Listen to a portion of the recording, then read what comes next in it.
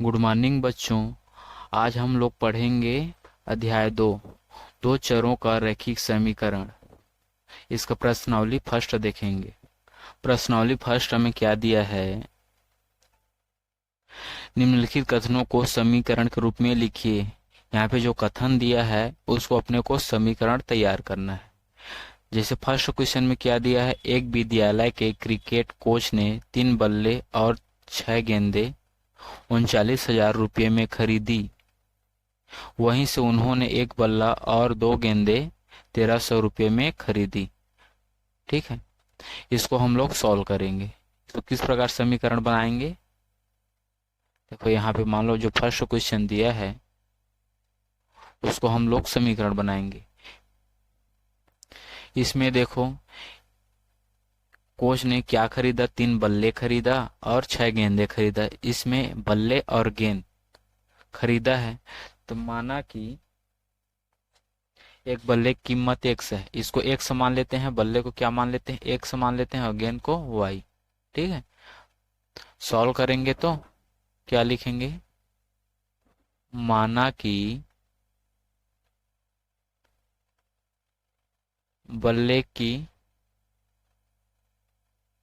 कीमत कितना है, x है, तथा गेंद की कीमत y मान लेते हैं। ठीक है, तो यहाँ पर देखो क्रिकेट कोच ने 3 बल्ले खरीदा तो क्या हो जाएगा, वो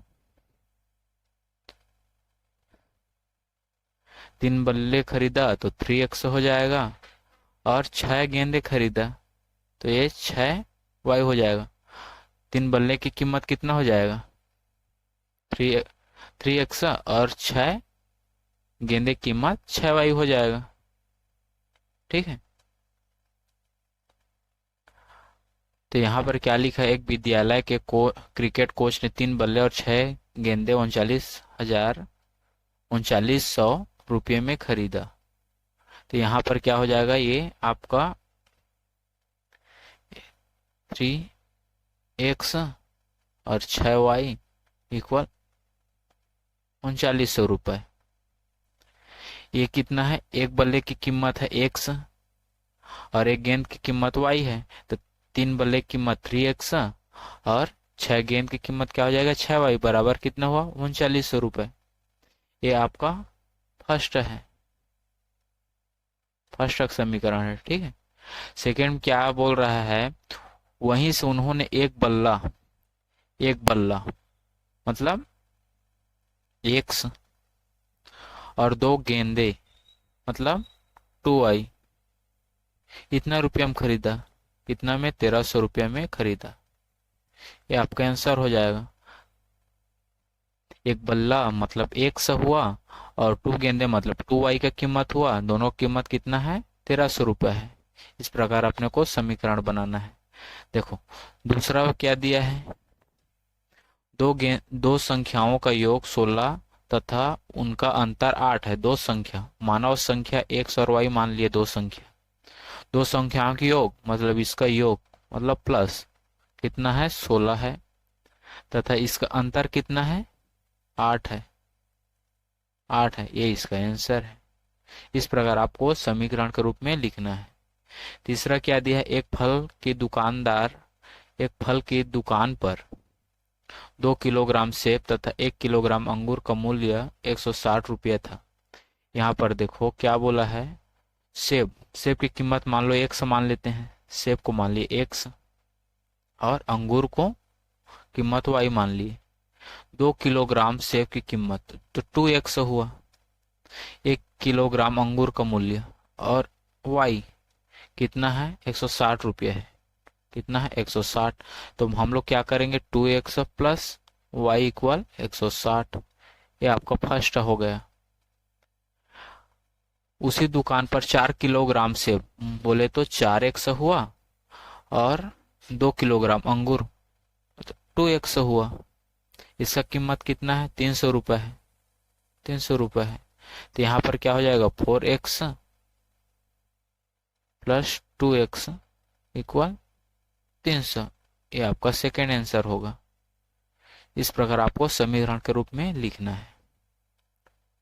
ठीक है, यहाँ पे देखो चौथा क्वेश्चन में क्या दिया है।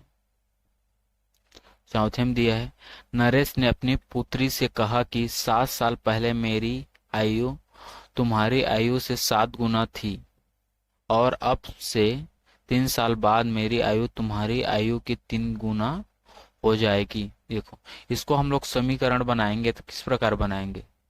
ठीक है, ये क्या है, चौथा है। नरेश ने अपनी पुत्री से कहा कि 7 साल पहले मेरी आयु तुम्हारी आयु से 7 गुनी थी। तो मानते हैं यहाँ पे, ठीक है, माना कि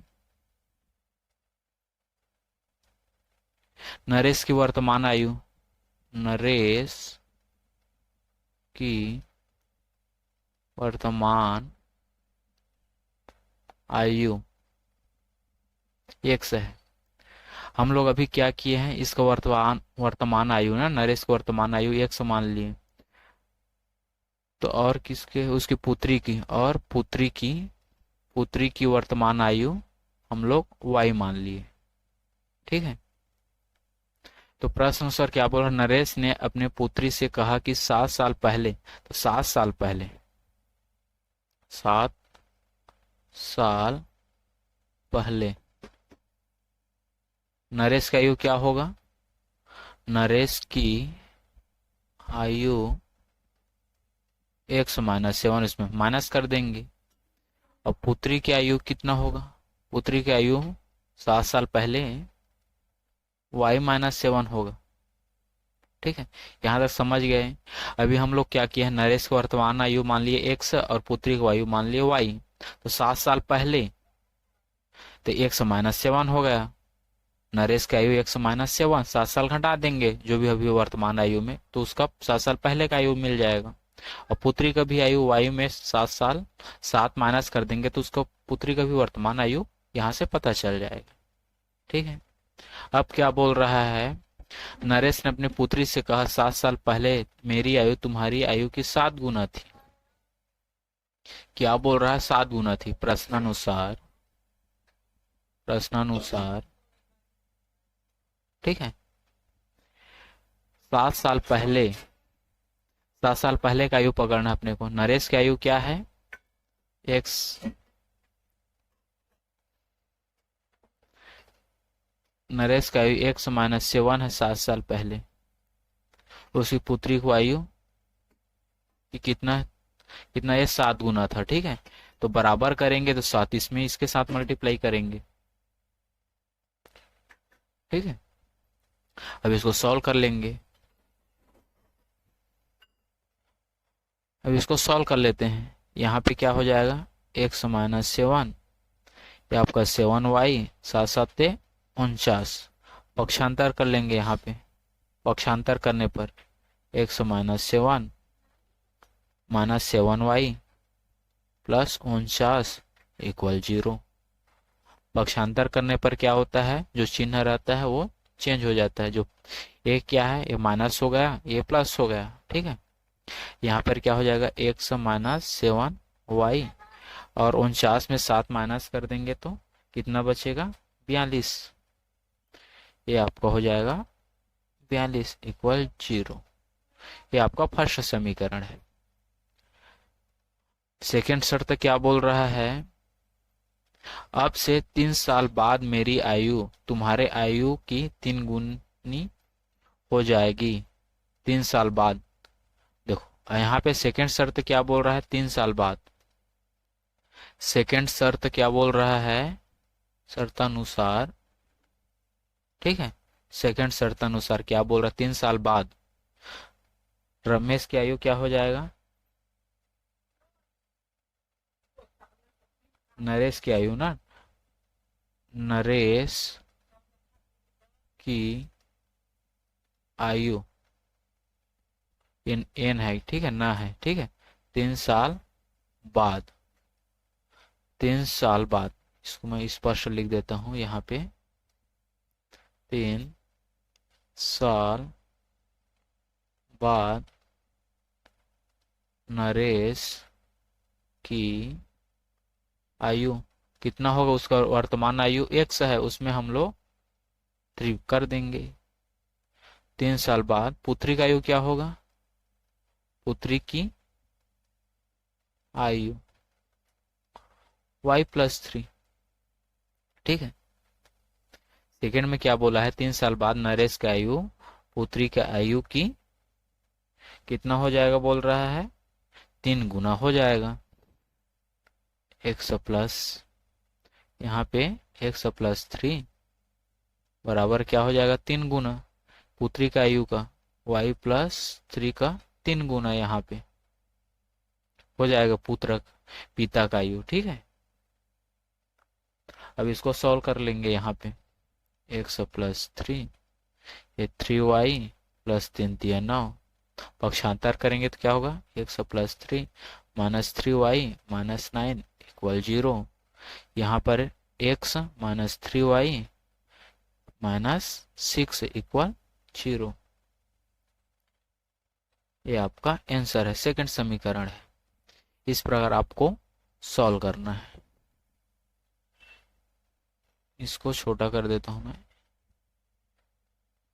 इस प्रकार आपको सॉल्व करना है। स्क्रीनशॉट ले सकते हो इसका। प्लीज लाइक एवं subscribe my YouTube channel. Thank you.